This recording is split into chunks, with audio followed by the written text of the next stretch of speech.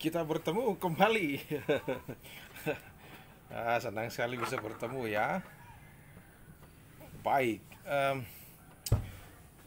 saya akan menjelaskan hal yang em, sangat ringan sebetulnya ya. Itu kan selalu asik lah. Jadi kita kan Pantekostalisme, tapi GPD garis asik ya. Jadi hal-hal asik apa yang mau kita bicarakan kali ini? Ini kan penting sekali kita ketahui dulu.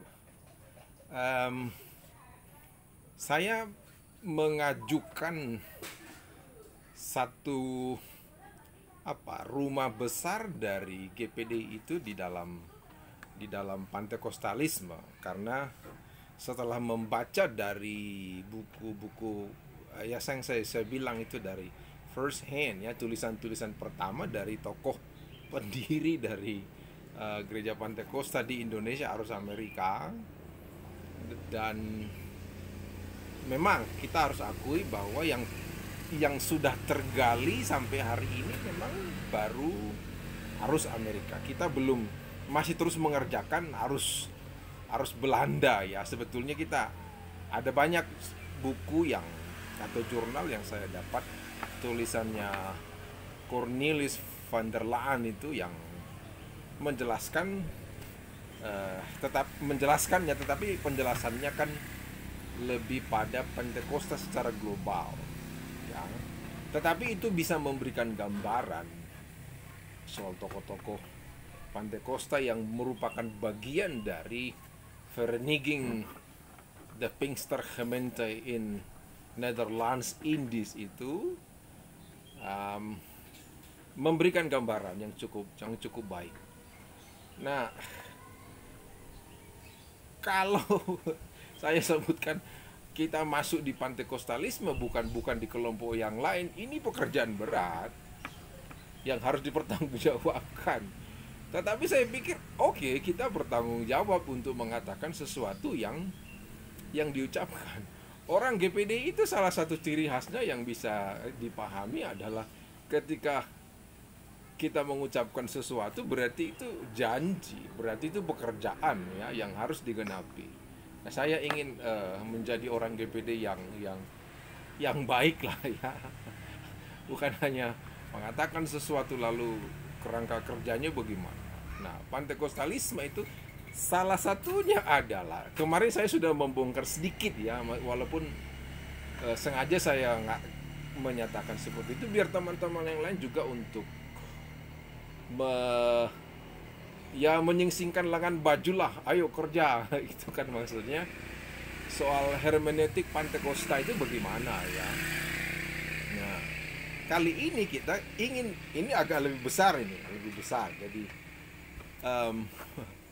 filsafat keilmuan Pantekosta. Nah, ini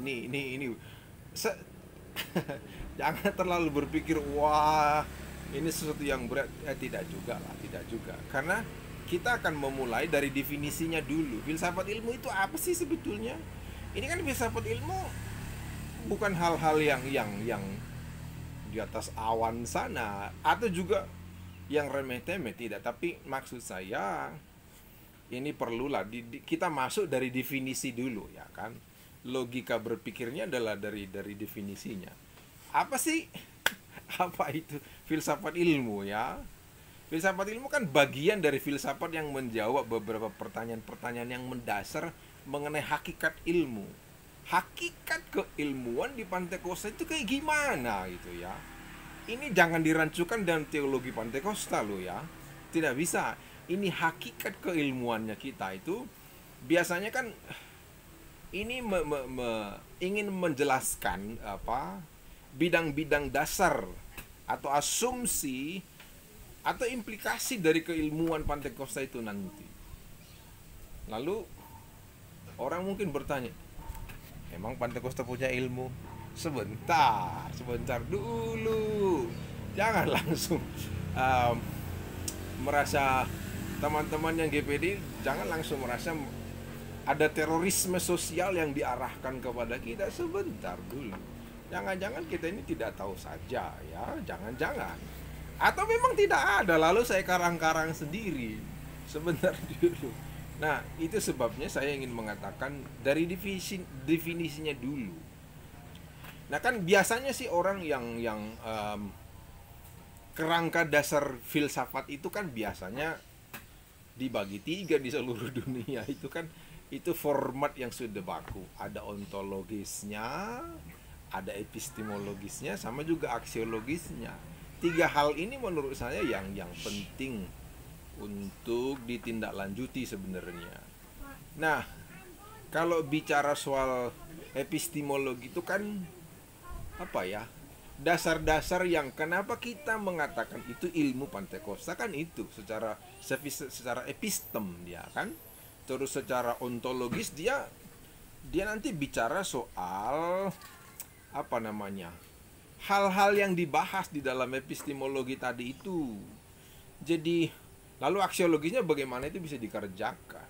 Sebetulnya tidak susah-susah banget lah. Ya, saya coba membuat apa ya, seperti ya materi-materi kecilnya ya di sini. Jadi kalau misalnya filsafat ilmu itu berusaha menjelaskan masalah-masalah apa ilmu, bagaimana ilmu menjadi satu hal yang ilmiah kan gitu.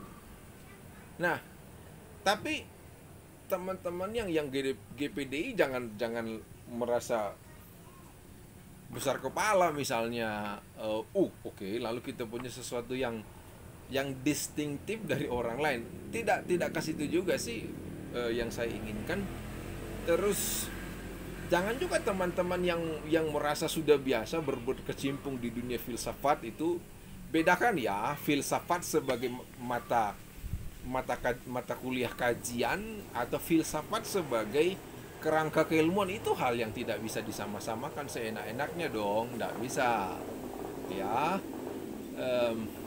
Lalu nanti pembabakan filsafat klasik, filsafat medieval, terus filsafat kontemporer, tidak seperti itu ya. Jadi ini hakikat keilmuan dari GPD itu kayak gimana ya.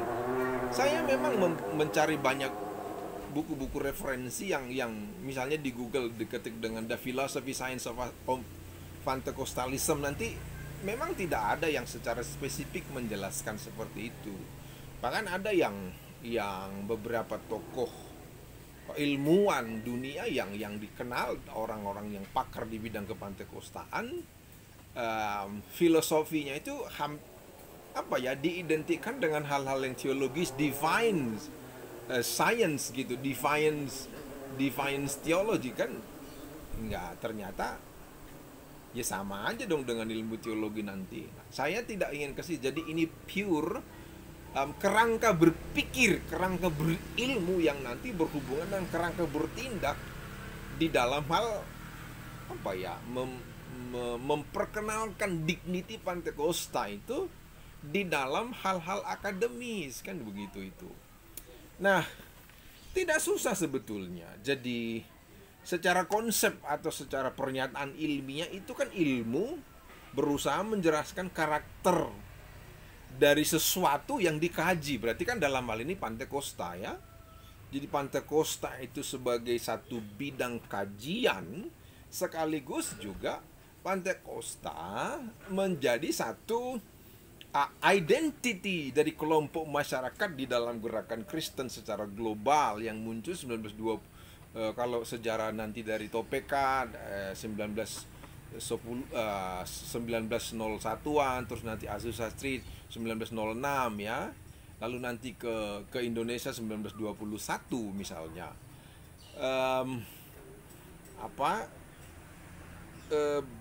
Pantekosta yang dimaksudkan di situ kan hakikat keilmuan yang dibawa di dalamnya bagaimana? Atau memang sama sekali nggak ada, kita berjalan saja dengan tuntunan roh saja, ya Tuhan aku serahkan tanganku, visi misi ini ke dalam tanganmu, lalu Tuhan menuntun sesuka-sukanya seperti Abraham zaman dulu. Lah iya dong, itu sesuatu yang rasional saja. Zaman dulu kan tidak ada GPS, tidak ada Google Map, wajar saja Abraham seperti itu. Lah kita sekarang Kita kan tidak berilmu, tidak beriman model Abraham ya. Kita punya knowledge di sini, kita punya konsep yang semuanya bisa dibuat dalam tataran ilmiah. Nah, itu yang saya mau jelaskan. Jadi karakter sebetulnya bagaimana sih? Teori-teori pengetahuan yang dapat menjelaskan kepantekostaan itu sendiri. Kan sesederhana itu.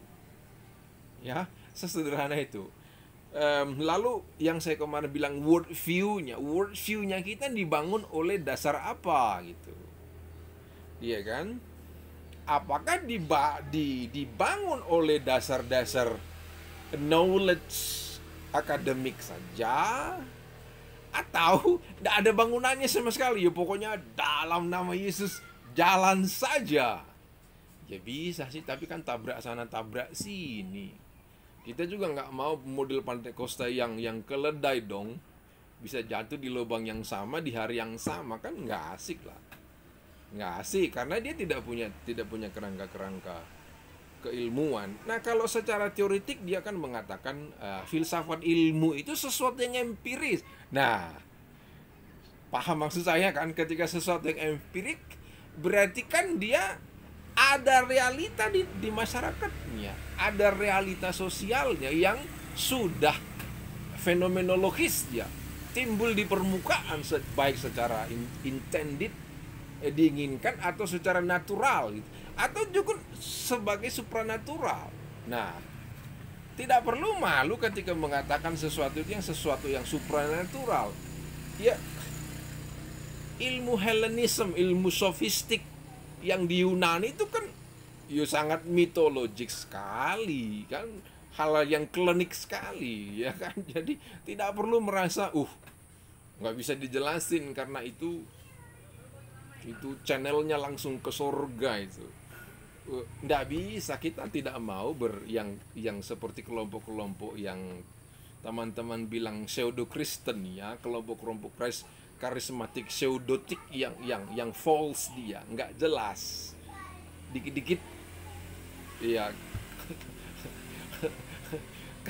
Jadi kelompok itu kan punya tangga ke surga, bisa turun naik seenak-enaknya gitu kan, punya terowongan, dia bisa memasuki channel-channel tertentu yang bagaimana lah. Enggak lah, kita tidak mau seperti itu ya, kita empirik gitu. Nah, teologinya Pantekosta itu kan dikenal dengan teologi pengalaman.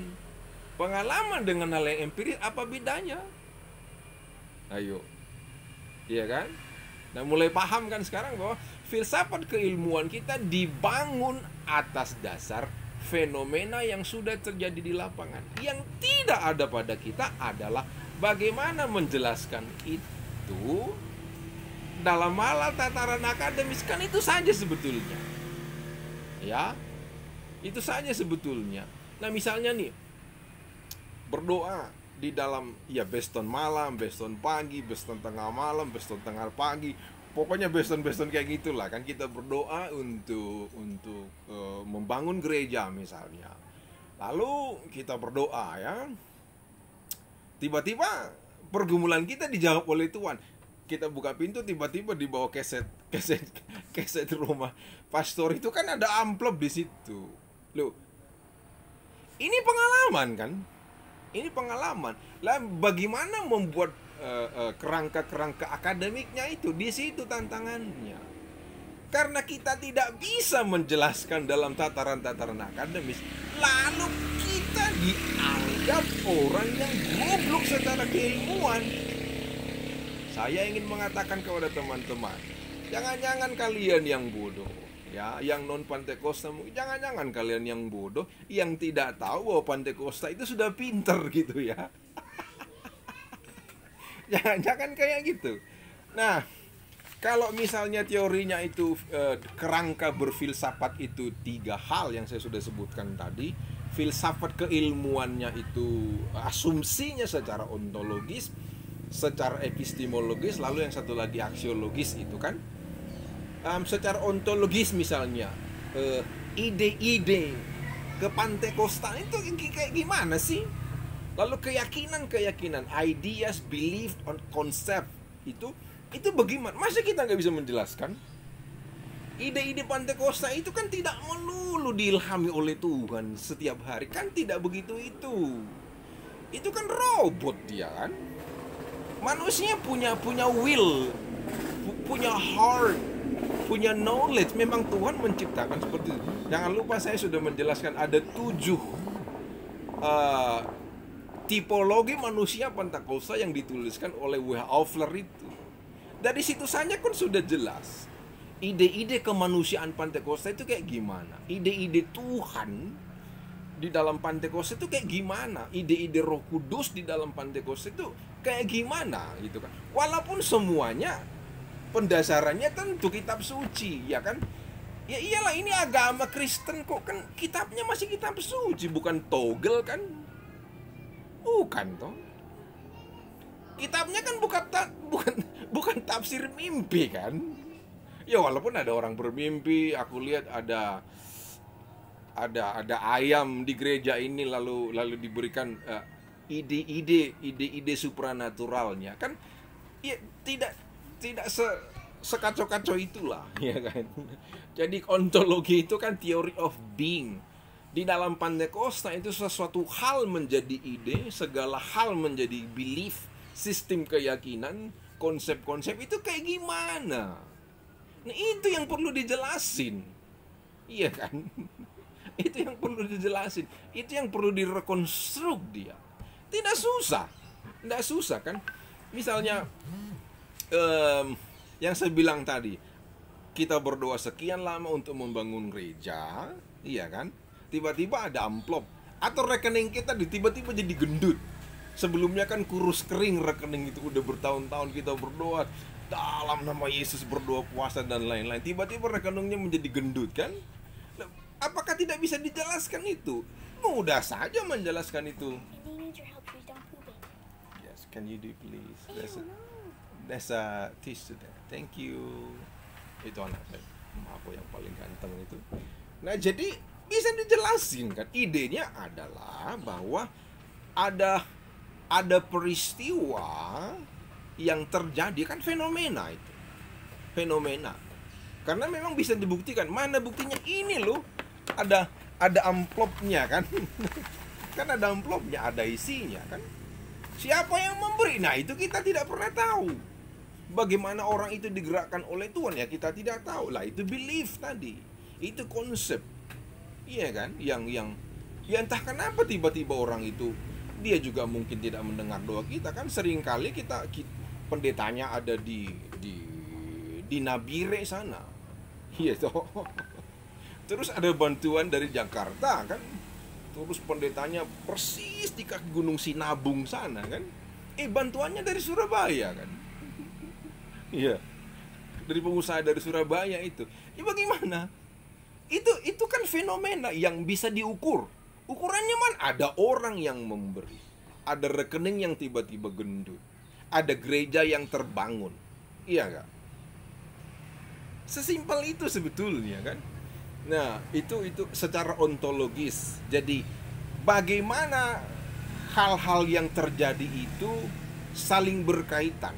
Bagaimana kaitan orang berdoa di Nabire, orang berdoa di kaki Gunung Sinabung, dengan tiba-tiba mereka mendapatkan berkat dari Tuhan itu. Hubungan relasionalnya bagaimana? Saya sudah memberikan tadi itu kerangka-kerangka akademik untuk menjelaskannya tadi. Ya, jadi ini memang tidak melulu soal ini, soal hal-hal yang imanik, soal yang faithful. Tidak, faithful itu adalah sikap kita kan. Sebagai orang Pantekosta, dignity sebagai seorang Pantekosta itu dia punya faith. I have a faith. How do I have faith? Ya semua orang punya cara berfaith kan. Nggak bisa dong diukur, oh faithmu salah. Lu nggak bisa, ini believe inside. Yang saya bisa mengalami sendiri. Perjumpaan saya dengan amplop tadi itu kan bukan ekspresi dari faith, tetapi adalah proof, evidence dari faith-nya saya. Itu. Apa yang salah di situ? Saya pikir tidak ada. Yang salah adalah ketika orang merasa itu tidak benar. Ya orang lain punya bang. orang lain punya, misalnya kelompok kelompok Islam juga atau kelompok Hindu, kelompok, iya silahkan, tidak ada masalah, silahkan mereka punya filsafat keilmuannya sendiri. Yang kita bicarakan adalah orang Pantekosta di seluruh dunia ini yang mengalami tadi. Jumlah pendeta Pantekosta itu kan sekarang lebih dari 15.000. Berarti orang 15.000 se-Indonesia, ukurannya kan jelas. Ditambah dengan dari negara lain. Ada 15.000 orang yang punya ideas, yang punya belief, yang punya konsep tentang sesuatu hal itu. Masa diragukan sih? Kalau cuma satu orang di Nabire tadi oke lah. Tapi ini 15 ribuan. Dan itu sudah hampir 100 tahun bro. Kenapa kalian merasa inferior dengan kelompok-kelompok yang lain misalnya kan? Oke, itu yang pertama. Jadi asumsi filsafat atau dasar-dasar filsafat tadi kan secara ontologis, lalu secara epistem dia, secara epistemologis, teori-teori pengetahuannya itu. Ya, apa susahnya di sini kan? Emang misalnya kalau secara pembidangan keilmuan di teologi ada historika, ada biblika, ada sistematika, lalu ada praktika itu. Kan teori-teorinya itu ada. Cuman dia kan secara general ya. Lalu historinya Pantekosta itu bagaimana sih? Beberapa kali video saya sudah menjelaskan historitas sama normativitasnya Pantekosta, sudah nggak ada masalah dengan itu. Lalu secara biblis bagaimana orang-orang Pantekosta dengan hermeneutik yang kita jelaskan tadi itu merekonstruksi hal-hal yang biblis tadi itu. Misalnya loh ya, bahasa roh, bahasa aslinya, glosolali dan segala macamnya itu kan, itu aduh, nggak perlu S3 itu. Pergilah ke STT Bandar Lampung sana, mahasiswa S1 semester 1 udah bicara itu. Jangankan di situ tuh tempatnya Pak Frankie Rewah itu. Oh, sudah mengeksegesis secara apa namanya? Bahasa Yunani dia. Jadi kita merasa kita bukan orang-orang bodoh. Saya ulangi lagi, yang bodoh adalah orang lain yang tidak tahu bahwa orang Pantekosta itu sudah pinter. Nah itu ya. Nah secara praktik, saya pikir orang dunia mengakui lah kehebatan Pantekosta itu berpraktis. Baca bukunya Jan Aritonang itu yang sudah cetak belasan kali itu. Terus sudah edisi revisi yang terakhir itu, yang berbagai aliran di dalam gereja, bunyinya tetap sama.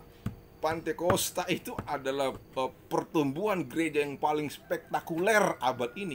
Yang bilang itu Opung Aritonang kan, bukan saya. Ya bukan karena kami sama-sama dari Shantar sebetulnya, tetapi itu kan tulisannya yang profesor sejarah yang diakui ke apa namanya itu, keprofesorannya oleh Indonesia dan oleh dunia.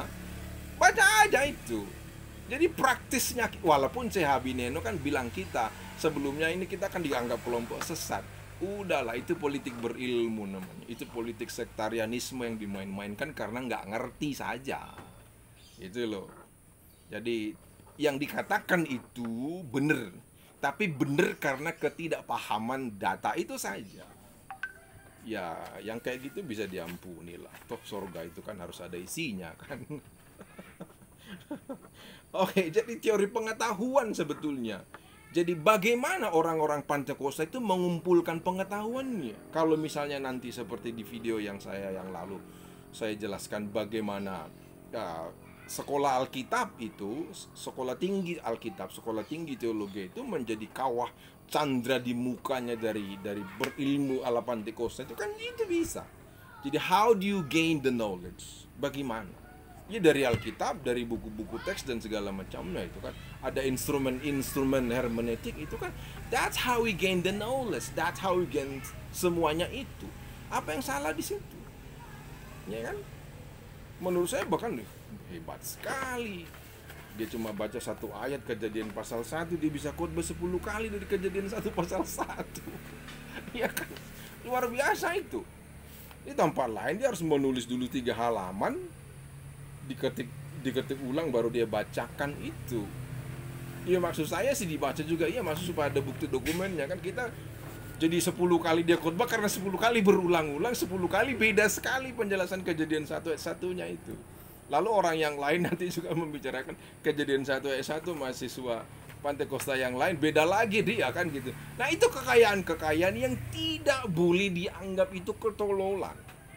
Nggak bisa. Teman-teman Pantai Kosta nggak tahu kalau dirinya pintar. Nah, di situ saya sedihnya itu. Lalu bagaimana kita menjustifikasi bahwa yang kita katakan itu benar, iya kan? Ya benar karena ada realitanya. Contoh.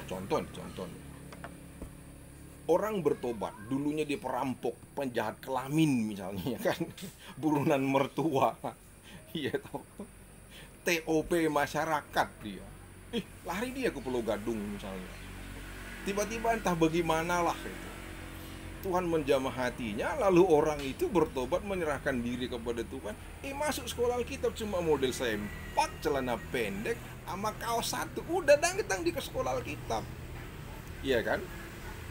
Lalu tatoan di mana-mana itu, sampai ketiaknya aja bertato itu kan. Tapi ketika dia di sekolah Alkitab, dia bertobat luar biasa. Ada perubahan hidupnya kan, yang dulunya kurus ceking, jangkis orangnya. Lalu selama di sekolah Alkitab itu, orang-orang yang diurapi oleh Tuhan di sekolah Alkitab itu dipakai oleh Tuhan membentuk karakter orang itu. Jadi muncul dia menjadi seorang pendeta yang hebat. Gerejanya yang dirintisnya 10.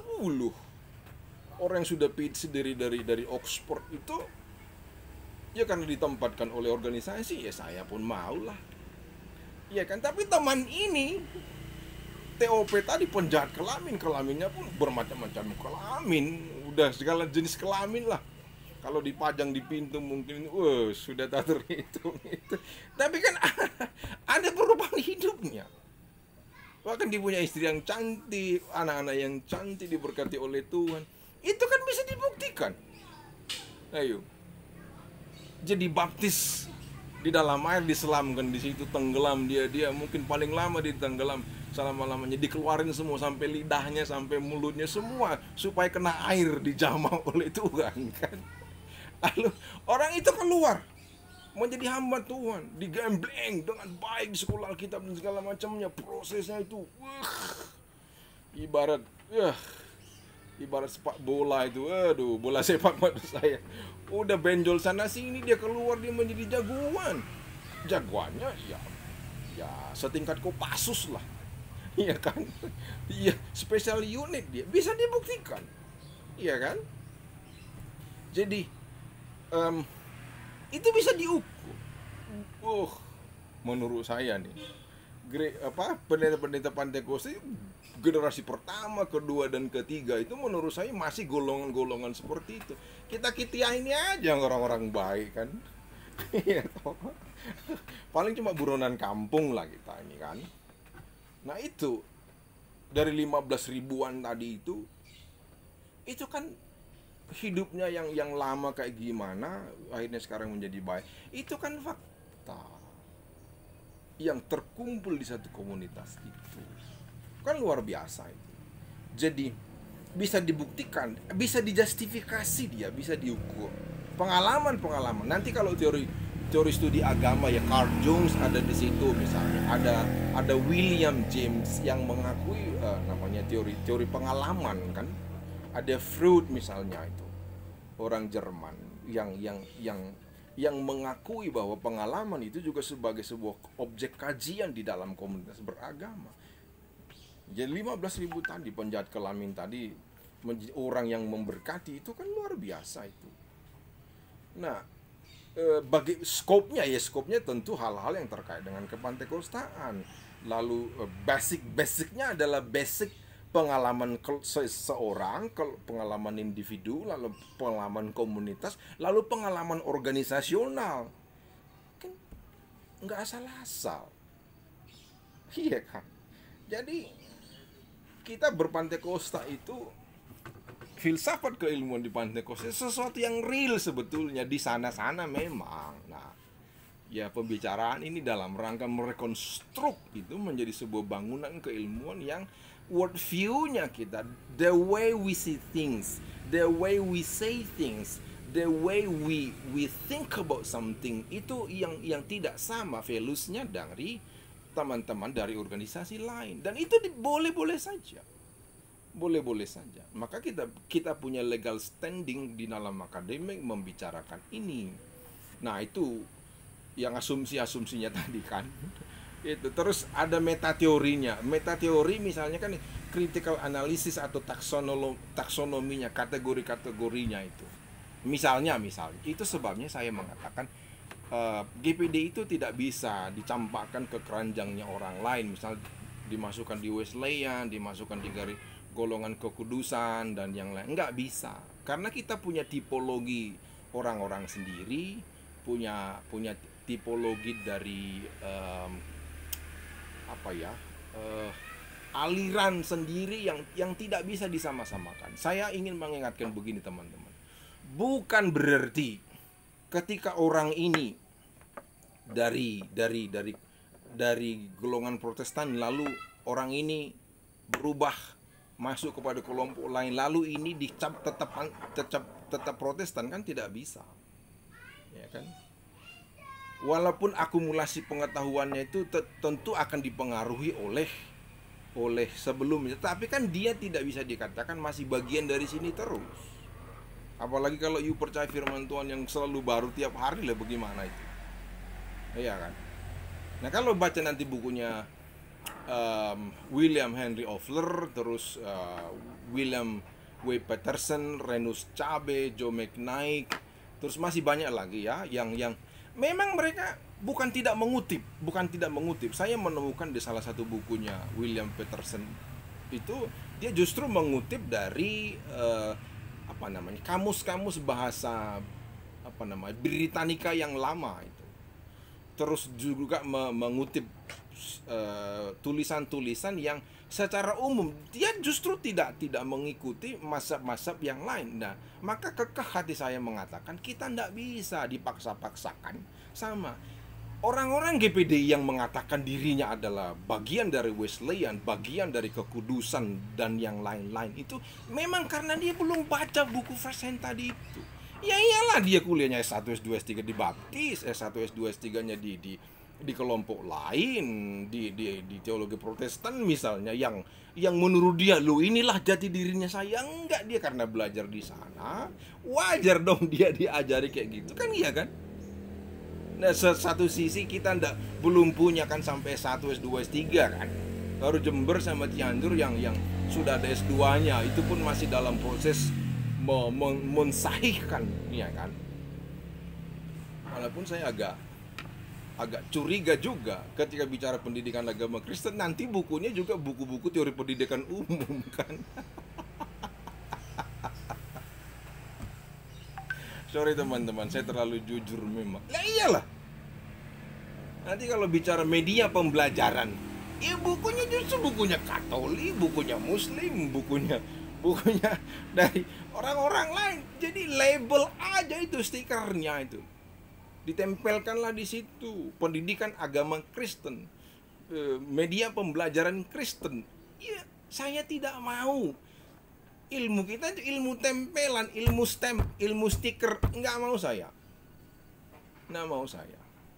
Sudah waktunya kita merekonstruk yang menjadi bagian dari kita sendiri. Itu kan yang mau kita bilang sore ini.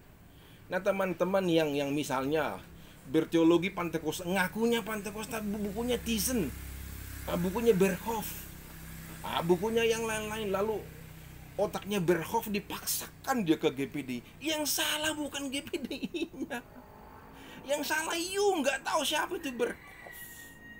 Iya kan? Apakah dengan begini kita menjadi anti dengan yang lain? Tidak.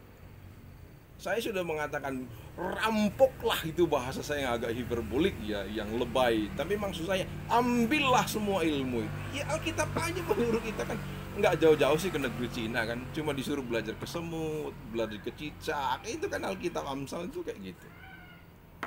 Iya kan, belajar ke alam semesta, karena dari situlah kita melihat kemuliaan-kemuliaan Tuhan.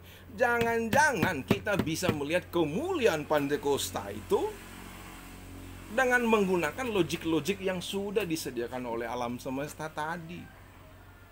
Iya kan? Ini bukan menyangkali dari mana kita berasal, dari lembaga STT mana kita dihasilkan, dari universitas mana kita dihasilkan. Bukan. Bukan. Iya kan? Ya misalnya nih, kan huruf A, B, C itu kan sudah ada di seluruh dunia itu kan. Iya enggak? Tulisan Yamaha, BMW, udah ada B, W, MW kan, BMW itu. Loh, tetapi kan masih ada brand BMW kan. Tetapi dia masih menggunakan huruf B, huruf Roma juga kan, huruf Arab juga kan.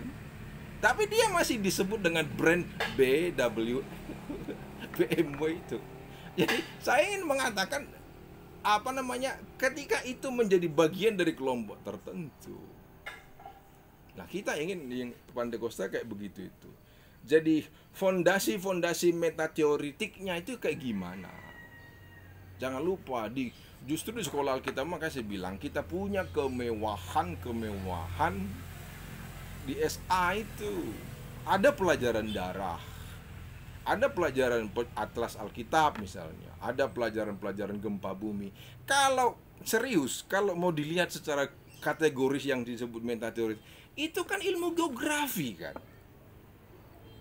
Ayo, orang harus penjaga siapa itu seismolog Indonesia yang tukang juru kunci Merapi yang saya lupa namanya, itu kan itu ilmu geografi. Nanti kajian keahliannya vulkanolog kan. Pantekosta ada vulkanologinya loh. Pelajaran gempa bumi itu saya di Salatiga itu saya serius, konsumsi saya masih konsumsi sekolah Alkitab. Jadi jangan pikir saya mengatakan mentang-mentang lulusan dari universitas you nggak ngerti apa-apa. Bukan, you aja nggak kenal kita. Ya kan, ada ilmu gempa bumi, ilmu geografi kan ini.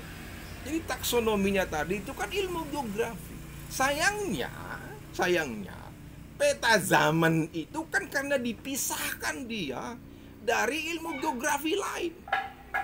Padahal Loeffler mengatakan sejarah peradaban manusia itu perlu menjadi sebuah basic untuk menjadi worldview-nya Pantekosta, bukan melulu hanya teks Alkitab itu.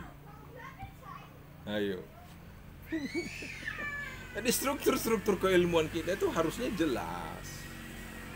Yang kedua misalnya yang berikutnya, bicara keilmuan harus ada metodologinya ya.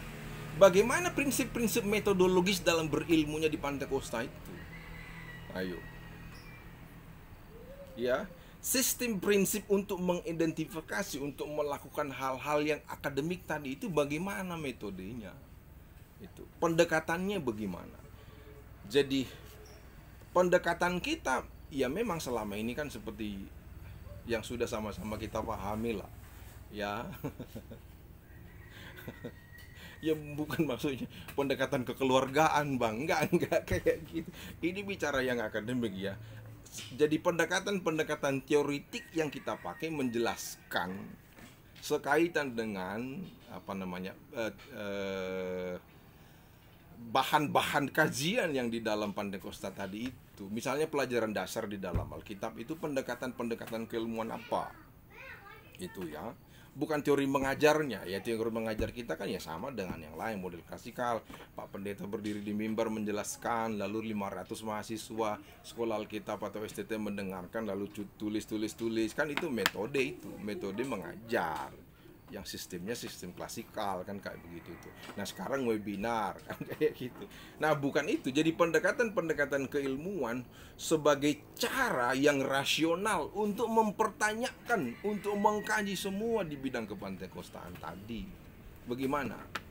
Gitu. Makanya memang saya bilang tadi itu logic knowledge dari akumulasi yang ada di dalam kita kan tidak boleh ditinggalin dan tidak boleh juga disangkali kan. Nah yang tidak adil ketika mengatakan bahwa padahal misalnya dia logiknya logik baptis misalnya, logiknya adalah logik karismatik misalnya, logiknya adalah logik Lutheran, logik Anglikan dalam berilmu, itu dipaksakan untuk menghitung peta zamannya kita atau menentang peta zamannya kita. Nah, ikan itu yang tidak bisa. Nah, itu jadi pendekatan rasional kita untuk mengoperasionalkan hal-hal kepantekostaan tadi kayak gimana sih? Nah, itu yang kalau baca sebenarnya serius bukunya Ofler itu sama buku-buku tokoh pertama, saya belum menemukan dari tulisan-tulisan misalnya kalau menurut saya ya Ofler terus Peterson kan generasi Ofler generasi pertama lah saya bilang seperti itu. Lalu nanti kan Groesbeck sama Claveren itu generasi kedua lah boleh dibilang seperti itu. Lalu nanti kan Nogi Rungkat, Les Nusa dan teman-temannya kan beliau itu para pejuang salib, pejuang Kristus itu menurut bukunya Karunia Jaya itu di dalam sejarah Pantekosta kan generasi ketiga lah itu. Nah, generasi keempatnya adalah anak-anaknya dari mereka kan. Terus lalu nanti ada generasi kelima. Menurut saya kita ini sudah masuk pada generasi keenam lah. Bahkan sudah masuk kepada generasi ketujuh.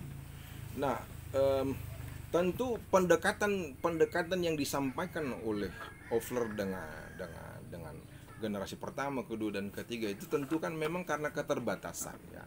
Tulisan-tulisan mereka juga kan seperti lembaran-lembaran kayak begini itu distenografikan oleh saya sudah pernah tuliskan Ibu Muriet siapa nanti bisa dilihat lagi itu distenografikan menjadi lembaran-lembaran itu.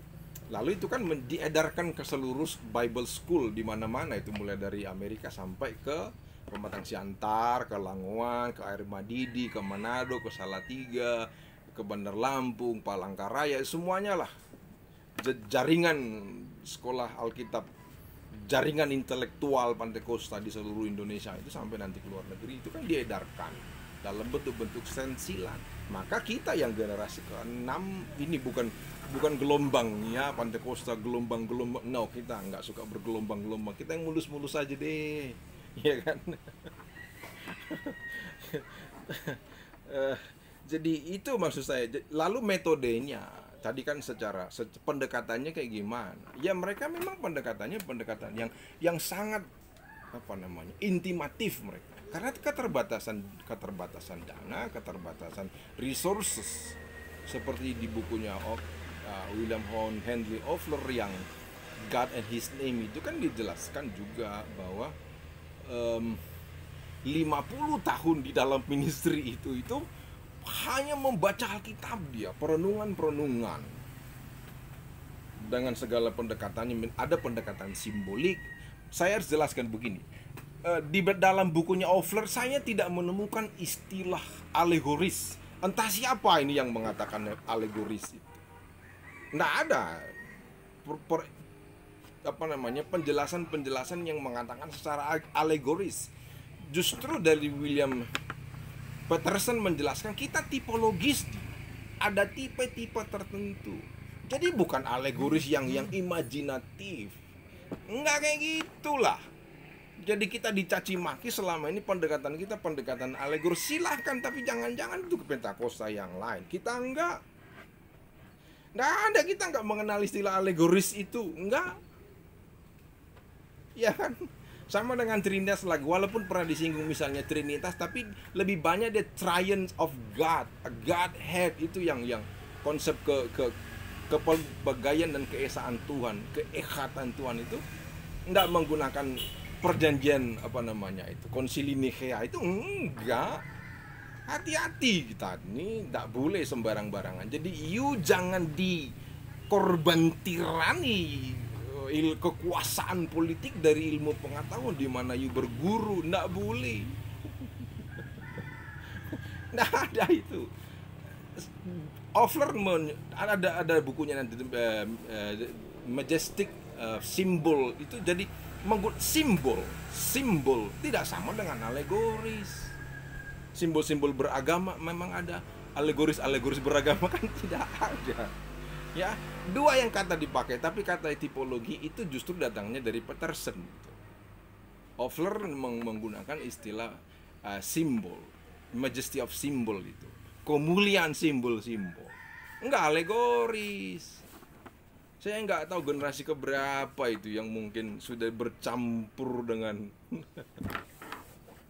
jangan-jangan memang ada tumbuhan liar di kelompok kita nih, bibit-bibit unggul yang sudah mengalami apa namanya rekayasa genetik. Saya mau mengatakan, janganlah ketika teman-teman mengalami percampuran genetika keilmuan dari kelompok lain, lalu you pasang itu di sini. Kita mengabdi ke masyarakat, kita mengabdi secara lintas teologis, silahkan. Harus justru. Bahkan kita kan jadi berkah sampai ke ujung bumi. Itu ayat masnya kita, Kisah Rasul 1:8. Iya kan? Hingga ke ujung bumi lah. Entah nanti ujung bumi di mana kan? Ujung bumi di situ kan Roma. Ujung buminya kita nggak tahu kita. Yang jelas tidak di Minahasa ujung buminya kan. Jadi maksudnya kan nggak ada ujung bumi mana. Kalau kita kan bukan penganut teori bumi datar, teori bumi bulat.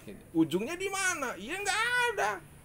Maksudnya kan kita harus membawa Injil itu ke seluruh dunia, itu kan maksudnya di situ. Nah, ilmu geografi lagi masuk di situ nanti. Jadi metodenya, how do you perform? How do you what tools do you use to perform your knowledge? Itu ilmu-ilmu pengetahuan apa, metode-metode apa yang you bawa untuk melakukan kajian-kajian dalam kepantekostaan itu. Nah, itu jadi itu yang asumsi-asumsi filsafatisnya kepantekostaan itu yang sudah saya jelaskan. Lalu di metateori tadi kan ada keyakinan-keyakinan kajian ya. Lalu basic dari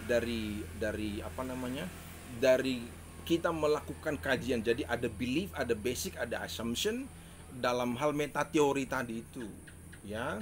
Misalnya apa pertanyaan utama, apa kegundahan utama ketika kita melakukan kajian atau penjelasan atau pendalaman Alkitab, gampangnya begitu, studi Alkitab tentang Roh Kudus misalnya.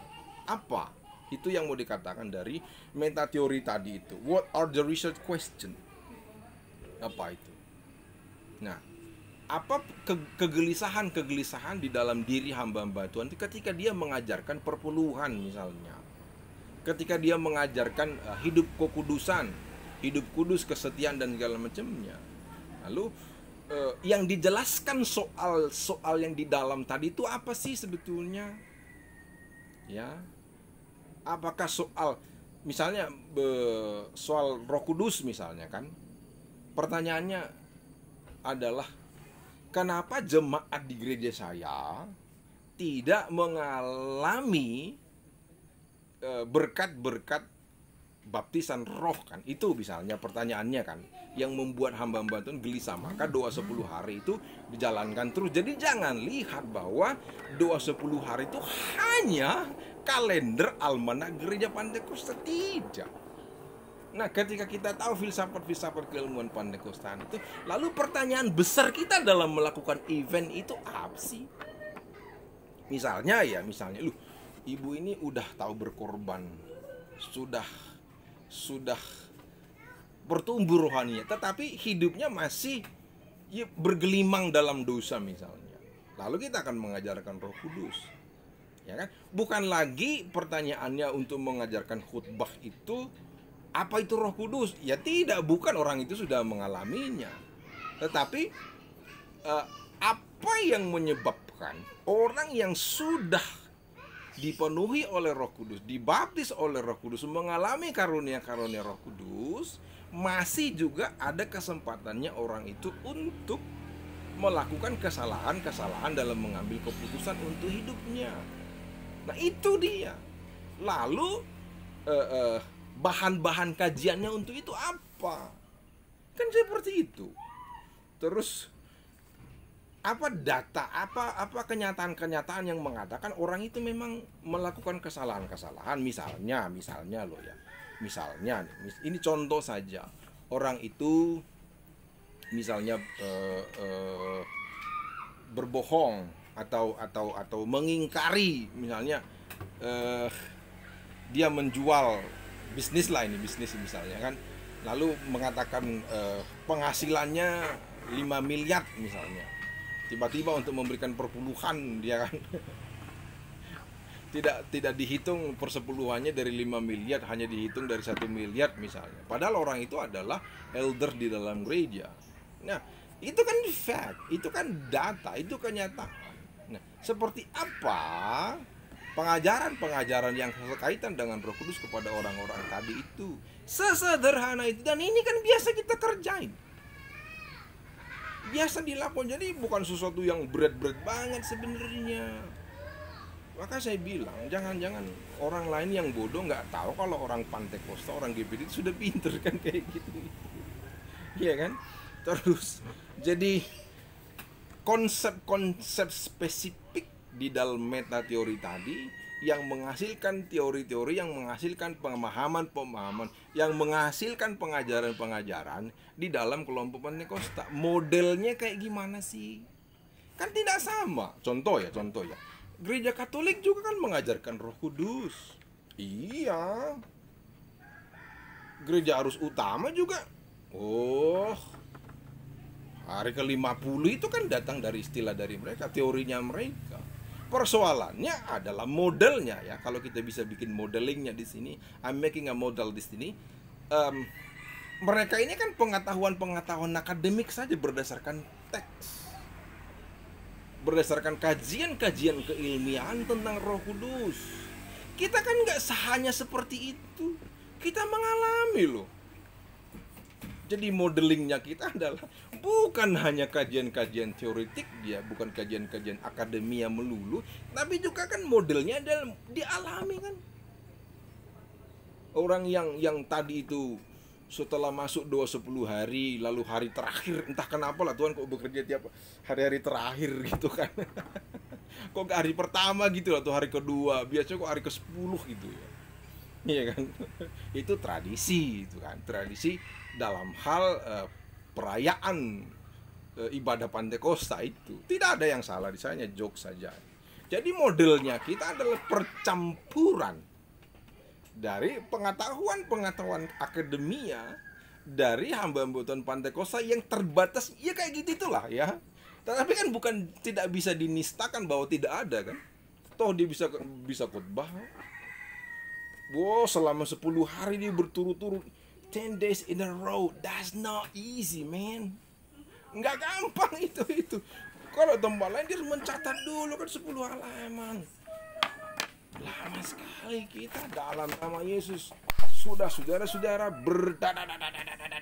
tumbang semua dipenuhi Roh Kudus. Selesai itu barang, penuh orang itu Roh Kudus sudah. Itu ayatnya jelas, Kisah Para Rasul pasal 2 kan. Kisah Para Rasul pasal 1 ayat 8 itu terus itu. Dan segala mendalu nanti kau Korintus. Jadi modelnya kita berbeda, bukan ingin sok-sok beda. Ya memang dalam kenyataannya kita tidak hanya omong-omong tau kan, ini Pantai Kosta itu tidak omong-omong. Enggak. Ini praksis, bro. Sayangnya memang kita tidak punya meta teorinya. Nah ya. Can I have my time, please? After this you can do it, okay? Thank you. Nah itu, jadi sesederhana itu sebetulnya. Ya. Nah, makanya ini kan tugas dari kita yang punya kemampuan untuk membangun konsep lah.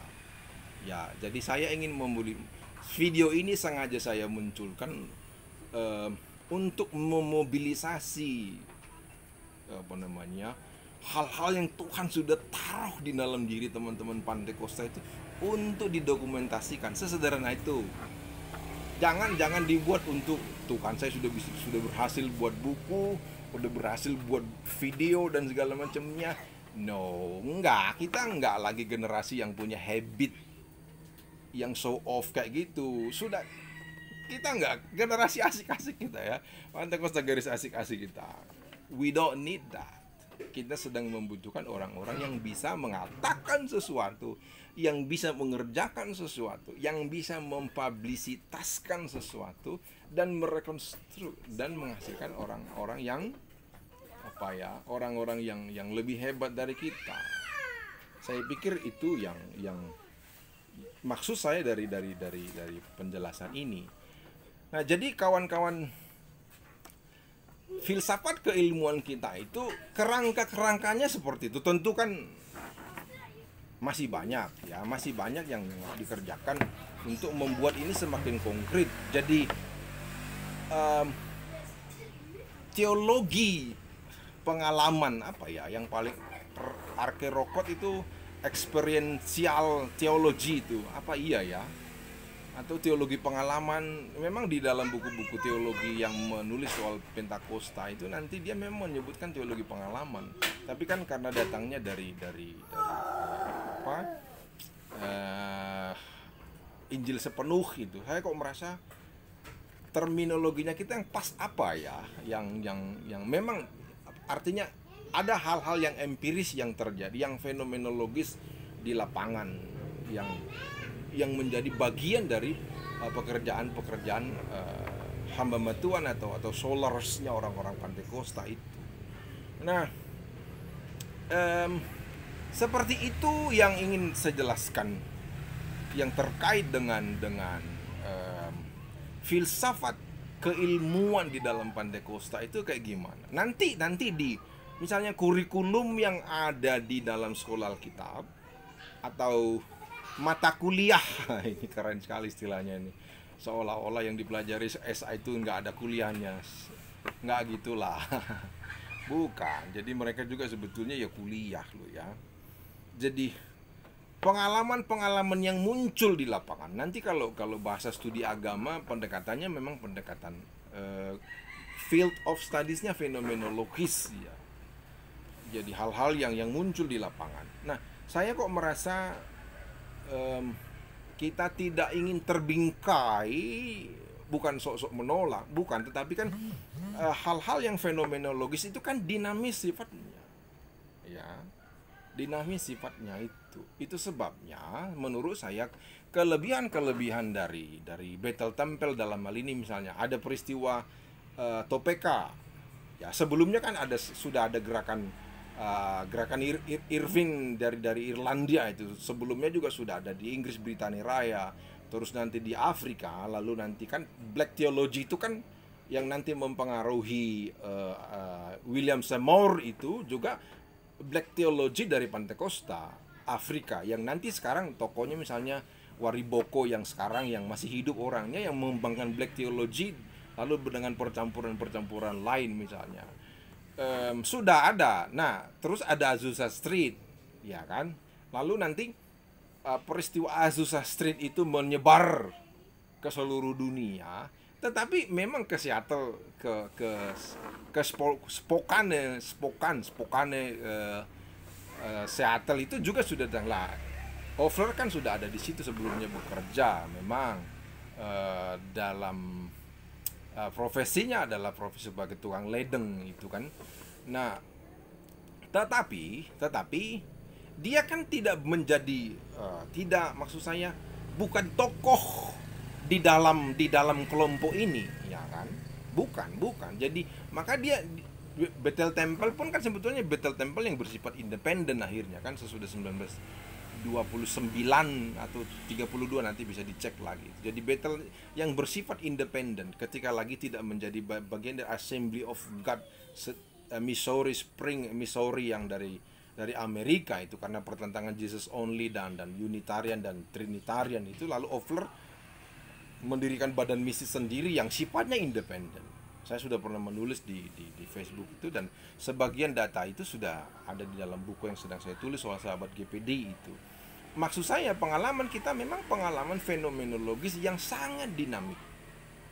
Bagaimana orang-orang Minahasa bertobat pada zaman dahulu misalnya, kan tidak bisa lah generasi pertama saja misalnya tidak bisa sama ya, lalu nanti generasi kedua yang masuk di Minahasa misalnya kan tidak bisa. KKR di lapangan Rosario Manado itu tidak lagi sama dengan yang terjadi sekarang. Pendekatannya pendekatan strukturalis, misalnya gereja Pentakosta di Manado itu pendekatan pemerintahan, elit masyarakat yang tidak bisa sama dengan di Jawa. Maka teman-teman yang kekeh mengatakan bersihkan Pentakosta dari politik praktis. Ya, maksud saya, apakah Anda pahami konsekuensi dari segala macamnya itu? Ya kan? Apakah teman-teman paham betul konsekuensi dari segala macamnya itu? Memang undang-undang ADRT-nya mengatakan demikian, tapi kan ada hal-hal tertentu yang membuat stabilitas kita itu kuat di negara itu justru karena ada campur tangan dari hubungan strukturalis kita dengan kelompok-kelompok yang lain. Nah, maksud saya varian itu tidak boleh dihancurkan begitu rupa. Itu ya. Jadi ada case-case, memang saya tidak ingin mengeneralisir, tapi maksud saya tadi fenomenologisnya kita itu tidak bersifat strukturalis ketat, tidak bisa. Nanti di Tanah Karo juga kan tidak bisa sama dengan yang ada di Papua misalnya. Nah, jadi pengalaman-pengalaman kita itu apa ya, yang harus terus-menerus membutuhkan kategorisasi yang saya sudah sebutkan tadi, membutuhkan klasifikasi berdasarkan data lapangan, berdasarkan realita di masyarakat Pantai Kosta di daerah itu, yang memang ini bukan tugas gampang, tetapi bukan tidak bisa dikerjakan, itu maksud saya. Jadi pemikiran yang menjadi bahan-bahan,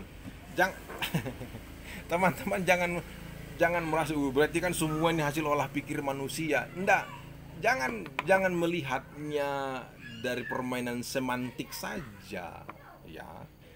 Pemikiran maksudnya, ya memang yang berpikir siapa? Orang Pantai Kosta kan bukan robot, bukan kayu, dia punya pemikiran. Apa salahnya di situ? Ya kan? Apa salahnya di situ? Jadi ada hasrat yang mendorong kita untuk melakukan praksis teologis tadi berdasarkan pengalaman di lapangan. Jadi teman-teman perlu untuk membuat bagaimana kita berilmu, bagaimana filsafat keilmuan yang kita sedang bawa di yang saya sebut pantekostalisme itu. Nah, jangan pula kayak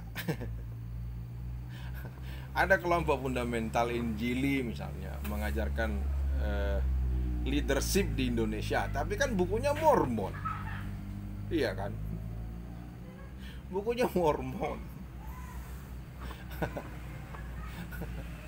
7 kebiasaan manusia yang paling efektif di dunia itu bukunya Stephen Covey itu.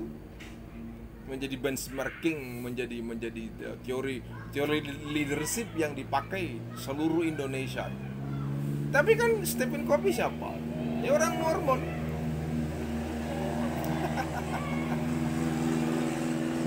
Iya kan? Nah, maksud saya, apakah teori-teori yang ada di situ tidak boleh dipakai? Boleh. Tetapi perlu dong dijelaskan secara terbuka. Lalu values yang menjadi terkategori we build up menjadi our own way to see the world, itu yang menjadi penting. Nggak bisa lah kita melakukan filsafat keilmuan Pantai Kosta ini kan sifatnya udah transdisipliner dia, bukan lagi terkotak-kotak. Enggak, sudah lama kita nggak lagi hanya baca Alkitab satu lalu berdoa, sudah nggak kayak gitu. Tetapi kita masih melakukan cara-cara yang seperti itu. Sudah ada percampuran dari hal-hal yang lain. Nah, ini yang perlu kita pahami, teman-teman. Jadi jangan sampai kelihatannya dia Pantai Kosta tapi ilmunya Mormon. Kelihatannya dia Pantai Kosta tapi ilmunya Saksi Yehova kan. Nggak sadar dia kesaksi Yehovaan itu mencemari adonan yang bagus tadi itu. Wah, tidak bisa. Kita berkarir, berprofesi di lembaga-lembaga yang mungkin alirannya berbeda, silakan. Nah, masalah. Jadi Pantai Kosta kan sekarang Pantai Kosta for all dia.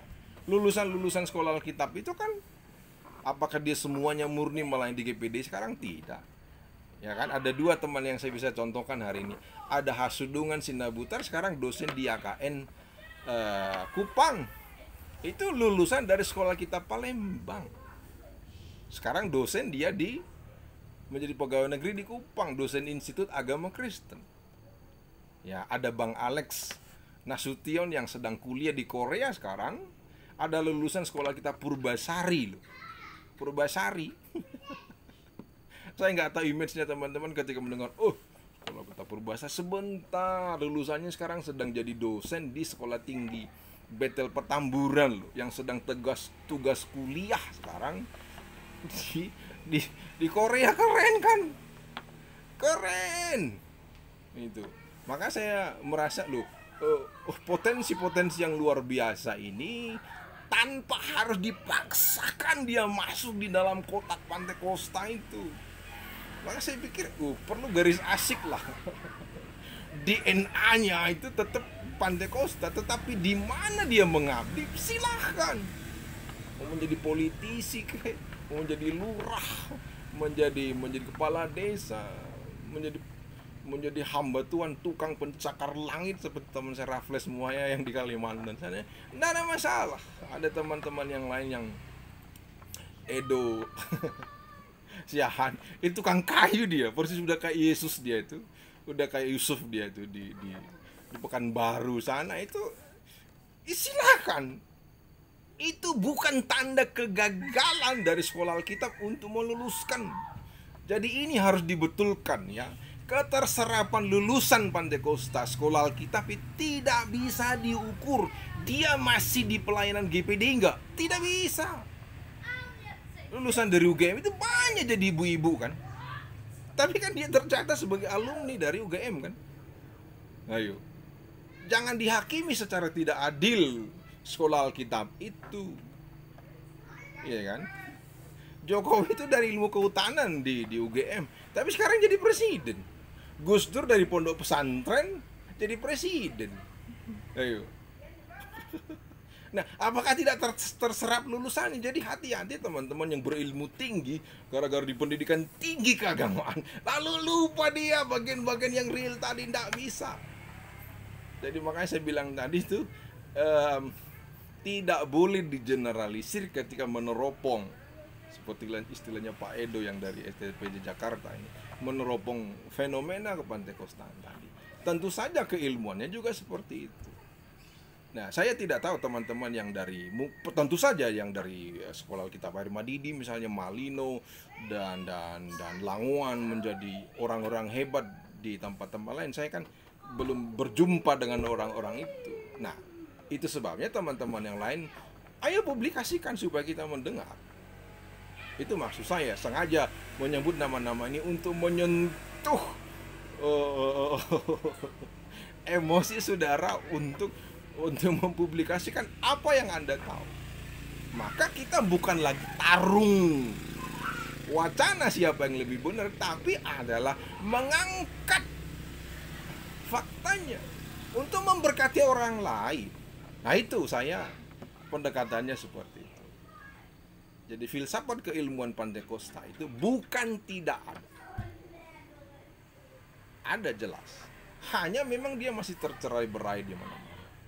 Semoga dengan penjelasan kali ini teman-teman tergugah emosinya. Lalu dia tertantang adrenalinnya, lalu dia mulai menggerakkan kemampuan akademisnya untuk apa yang saya bilang tadi itu, mempermuliakan Tuhan di dalam keilmuan kepantekostaan tadi.